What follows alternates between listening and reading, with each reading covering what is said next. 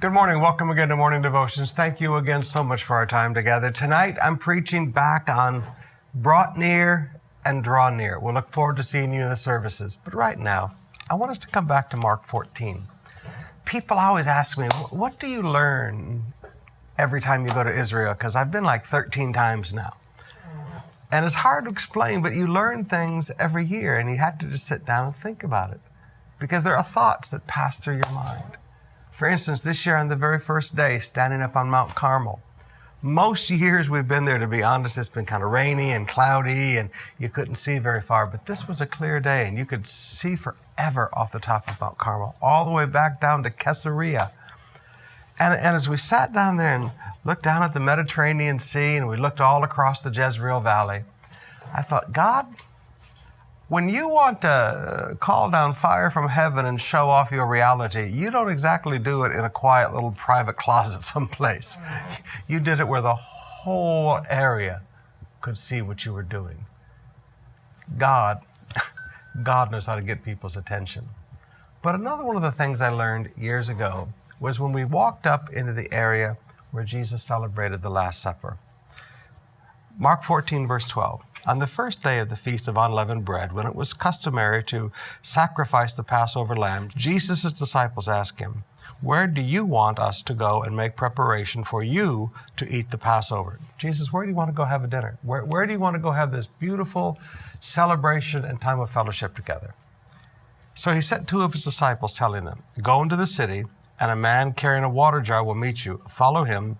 Say to the owner of the house he enters, 'The teacher asked, where is my guest room where I may eat the Passover with my disciples?'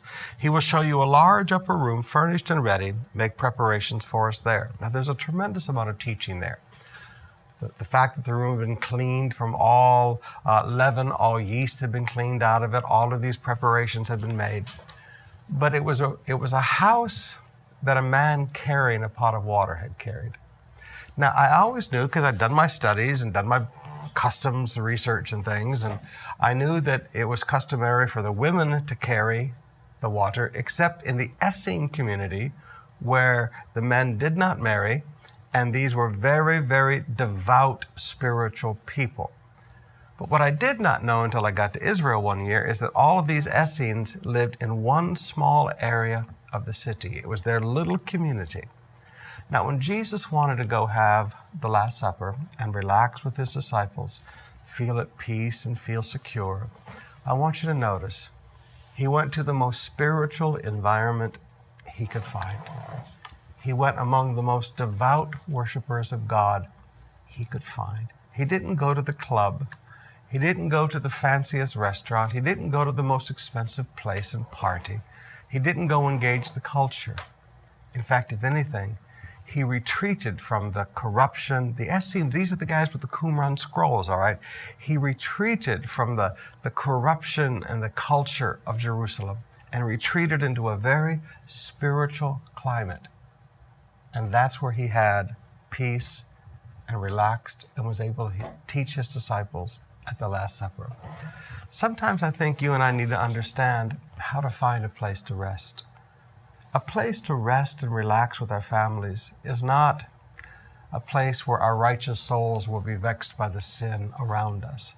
A place to relax with our families is a spiritual place.